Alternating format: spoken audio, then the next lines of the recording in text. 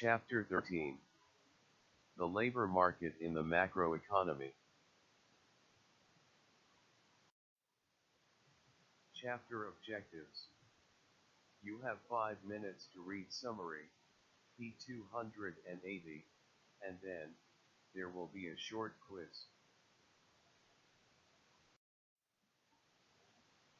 Chapter Objectives. 1. Are classical economists ones who listen to Mozart? 2. Is it possible that involuntary unemployment does not exist? How can this be? 3. Does sticky wages refer to paychecks with gum on them?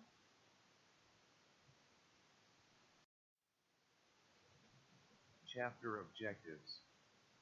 1. Are classical economists ones who listen to Mozart? Answer. Classical economists believe that wages adjust in the labor market so the quantity demanded of labor equals the quantity supplied. In this view, unemployment consists only of frictional and structural components. Chapter Objectives. 2. Is it possible that involuntary unemployment does not exist? How can this be? Answer. According to classical economists, unemployment increases when the demand for labor declines because some people are not willing to accept the lower equilibrium wage rate, preferring to try to find work at higher wages. In this view, these people are voluntarily unemployed. Chapter Objectives. 3. Does sticky wages refer to paychecks with gum on them? Answer. Wages may be more flexible in the upward direction than in the downward direction. In other words, wages seem to be sticky downward. If wages do not fall readily, declines in the demand for labor will result in unemployment. Chapter Objectives. 4. How can an increase in the minimum wage cause unemployment? 5. Are there other reasons for unemployment? 6. Is there such a thing as having too little unemployment? Is there a downside to having lots of people working? Chapter Objectives. 4. How can an increase in the minimum wage cause unemployment? An effective minimum wage raises wages above the equilibrium wage rate. This causes a surplus in the labor market. This surplus is called unemployment. Chapter Objectives. 5. Are there other reasons for unemployment? Answer. The efficiency wage theory maintains that employers may pay wages higher than the equilibrium wage rate. This will cause some unemployment. Another theory claims that imperfect information exists in the labor market and that firms, not knowing the equilibrium wage rate, may offer wages above this rate. Chapter Objectives. 6. Is there such a thing as having too little unemployment? Is there a downside to having lots of people working? Answer. If unemployment falls too low, wages and prices may start to rise. Too little unemployment, therefore, can lead to an increase in inflation.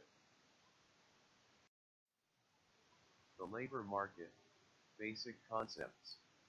The unemployment rate is the ratio of the number of people unemployed to the total number of people in the labor force. Cyclical unemployment is the increase in unemployment that occurs during recessions and depressions. The labor market, basic concepts. Frictional unemployment is the portion of unemployment that is due to the normal working of the labor market. used to denote short-run job/skill matching problems. The labor market, basic concepts. Structural unemployment is the portion of unemployment that is due to changes in the structure of the economy that result in a significant loss of jobs in certain industries.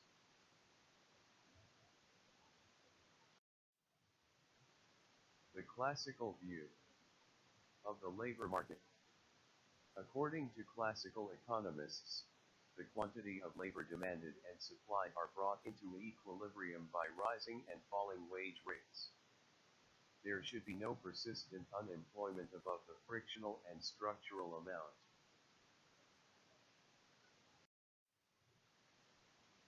The classical view of the labor market. If labor demand decreases, the equilibrium wage will fall. Anyone who wants a job at W1 will have one. There is always full employment in this sense.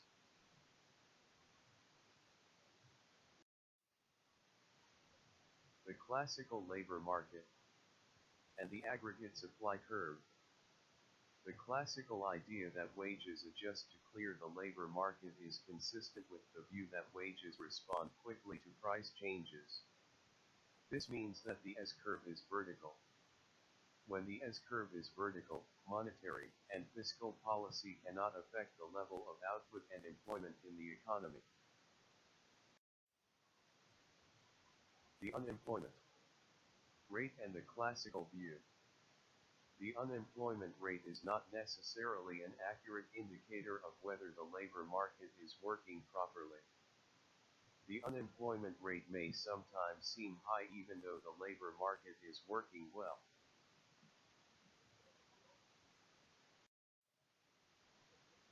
Explaining the existence of unemployment. The fact that people are willing to work at a wage higher than the current wage does not mean that the labor market is not working. The term sticky wages refers to the downward rigidity of wages as an explanation for the existence of unemployment.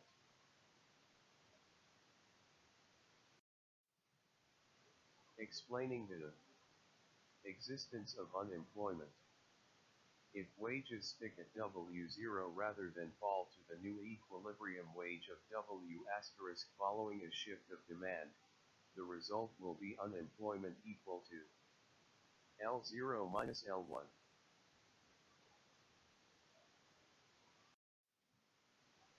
Explaining the existence of unemployment. One explanation for downwardly sticky wages is that firms enter into social, or implicit, contracts. These contracts are unspoken agreements between workers and firms that firms will not cut wages.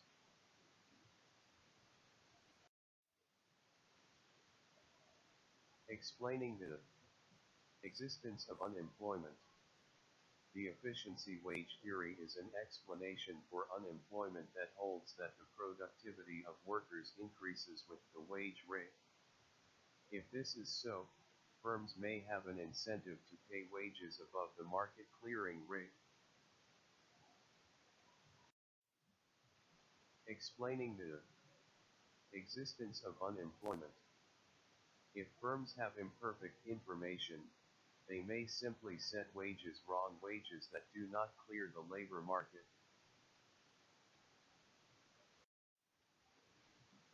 Explaining the existence of unemployment. Minimum wage laws set a floor for wage rates, and explain at least a fraction of unemployment.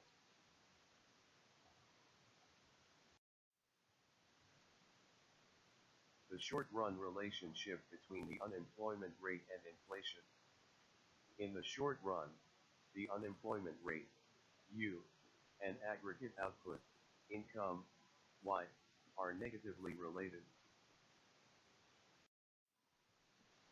The short-run relationship between the unemployment rate and inflation. 1. As depicted by this short-run S-curve, the relationship between Y and the price level, P, is positive. 2. the relationship between U and P is negative. As U declines in response to the economy moving closer and closer to capacity output, the overall price level rises more and more. The Phillips curve. 1. The Phillips curve shows the relationship between the inflation rate and the unemployment rate. 2. The inflation rate is the percentage change in the price level.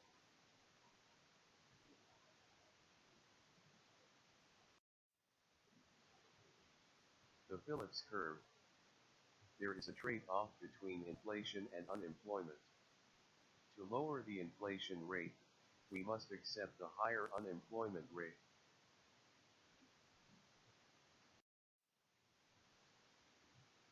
The Phillips curve. A historical perspective. In the 1960s and early 1970s, inflation appeared to respond in a fairly predictable way to changes in the unemployment rate.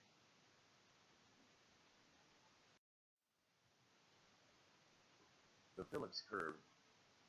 A historical perspective. But in the 1970s and 1980s, the Phillips curve broke down.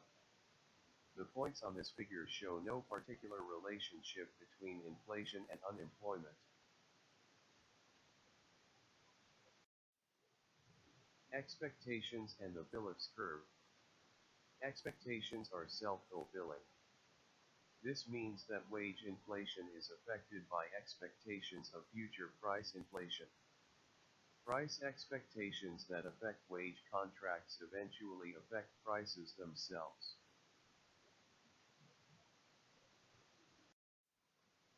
Expectations and the Phillips curve. Inflationary expectations shift the Phillips curve to the right. Inflationary expectations were stable in the 1950s and 1960s, but increased in the 1970s.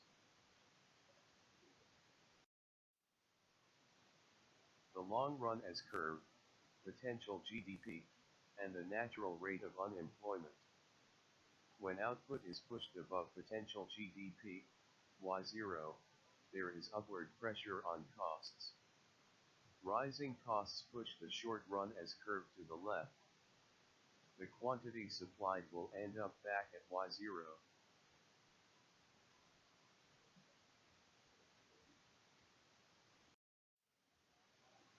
The long-run S-curve, potential GDP, and the natural rate of unemployment. In the long run, the Phillips curve corresponds to the natural rate of unemployment.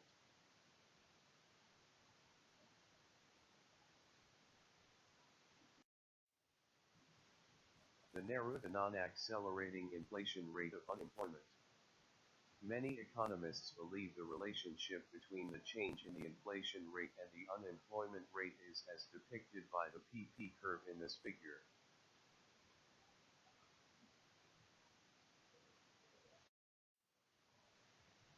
The non-accelerating inflation rate of unemployment, NARUB. To the left of the NARUB, the price level is accelerating, positive changes in the inflation rate.